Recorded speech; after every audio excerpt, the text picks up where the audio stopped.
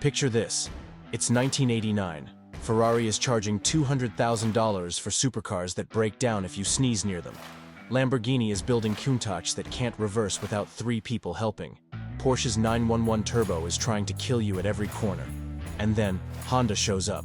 Honda, the company that makes CIVICS, the brand your mom drives, the manufacturer whose biggest excitement before this was air conditioning that worked.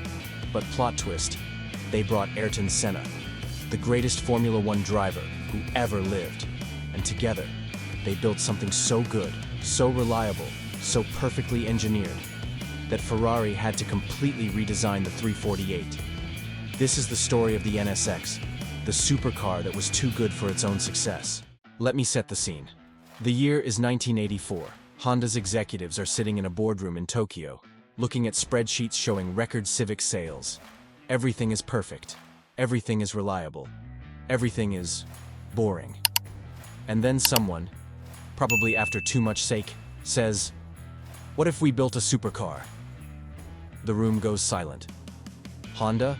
Honda, the company whose idea of excitement was dual overhead cams? But here's what makes this moment different. Honda didn't just want to build a supercar. They wanted to build the supercar. The one that worked. The one you could actually drive. The one that didn't require a priest and 3 mechanics just to start. So they did what Honda does best. They over-engineered absolutely everything. They studied every supercar on the market. Ferrari 328, beautiful but unreliable. Porsche 911, fast but terrifying. Lamborghini Countach, gorgeous but unusable. Honda's conclusion? We can do better. And in the most Honda move possible, they were absolutely right. The project got the code name NSX, New Sports Car Experimental. In typical Honda fashion, they assembled a dream team of engineers, not designers, not stylists, engineers. Because while Ferrari was hiring artists, Honda was hiring people with calculators and wind tunnels.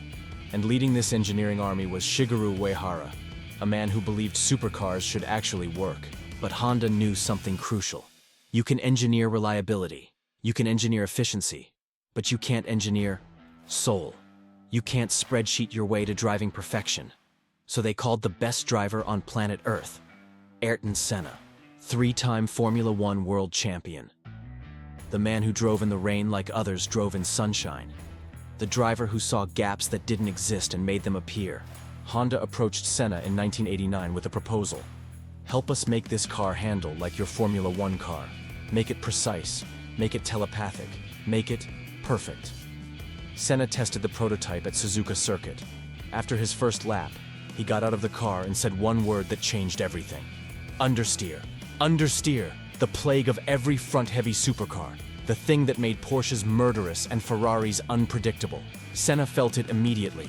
So Honda went back, redesigned the chassis, adjusted the weight distribution, stiffened the suspension, made it mid-engine, putting that V6 right behind the driver's head where God intended supercar engines to live. Senna tested again, smiled, said 2 words, much better.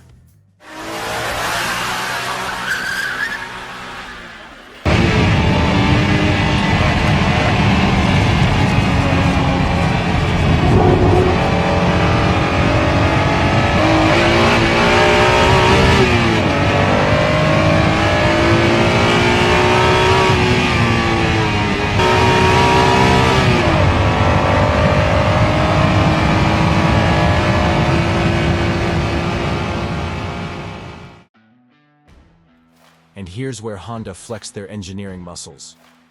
While Ferrari was still using steel chassis, Honda built the NSX with an all-aluminum body. Aluminum everywhere. Chassis, suspension, even the engine block.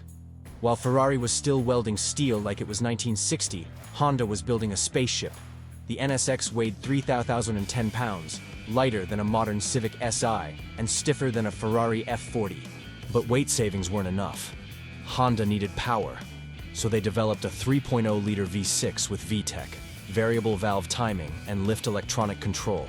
Because of course they gave it an acronym. This is Honda. That engine produced 270 horsepower. 270. Now I know what you're thinking. That's not much for a supercar. Ferrari's 348 had 300 HP. The Countach had 405 HP. But here's the genius. Honda didn't build a dyno queen. They built a chassis so good, so balanced, so perfectly weighted, that 270 RP felt like 400. Senna's influence turned physics into poetry. 0 to 60, 5.7 seconds. Top speed, 168 miles per hour. Lap times at Suzuka, faster than the Ferrari 348. And the price? $60,000 in 1990. The Ferrari 348 cost $120,000. Double. You could buy 2 NSXs for the price of one unreliable Italian diva. And it got better. The NSX came with, wait for it, power steering, air conditioning, a real trunk, visibility so good you could actually see where you were going. Revolutionary concepts in the supercar world of 1990. While Ferrari owners were sweating in traffic with clutches that required leg press strength, NSX owners were cruising in comfort. While Lamborghini drivers needed spotters to reverse, NSX drivers used, gasp, mirrors. Gordon Murray, designer of the McLaren F1, bought an NSX specifically to study it. He said, and I quote, "The NSX was a revelation. It set the benchmark for what a supercar should be." Murray used its principles when creating the F1, the fastest car of the 1990s. The NSX taught the McLaren F1 designer how to build a supercar. Ferrari panicked. The 348 suddenly looked outdated, unreliable, and overpriced. So Maranello went back to the drawing board and created the F355 with better build quality and actual daily usability. The NSX forced the entire supercar industry to evolve. Suddenly, reliability wasn't optional. Quality control mattered. Customers expected their $90,000 supercars to actually start.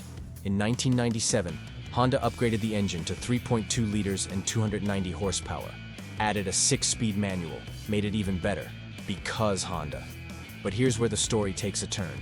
The NSX was too good, too reliable, too perfect. It didn't break, it didn't depreciate. Owners kept them for decades. You can't sell perfection, because perfection doesn't need replacement. There was no repeat business. Honda built themselves out of a market. Sales slowed. By 2005, after 15 years of production, Honda discontinued the NSX. Only 18,685 units were ever built. Ferrari sells that many cars every 2 years. But the NSX's legacy? Massive. It proved Japanese engineering could compete with Italian soul. It showed that supercars didn't have to be temperamental. It influenced every mid-engine sports car that came after, including the Ferrari 458, McLaren MP412C, and even the modern Corvette C8. Today, a clean first-gen NSX sells for $80,000 to $150,000. Manual transmission examples with low miles? Over $200,000. The car that was too reliable became one of the most collectible Japanese cars ever made. And Ayrton Senna? He drove his personal NSX until the day he died in 1994. The greatest driver of all time, who had access to any car in the world, chose a Honda. Ayrton Senna could have driven anything. He chose a Honda. Let that marinate. The NSX proved that boring companies can build brilliant cars if they hire the right driver. But while Honda was making supercars reliable, Porsche was making them terrifying. Next episode, we're diving into the Porsche 911 GT2, the car nicknamed the Widowmaker because it tried to kill its owners. Imagine 444 horsepower in a rear-engine car with no traction control. That's not a supercar, that's a death wish on 4 wheels. Hit subscribe if you want more supercar stories that actually matter. This is Supercar Chronicles, where engineering meets insanity.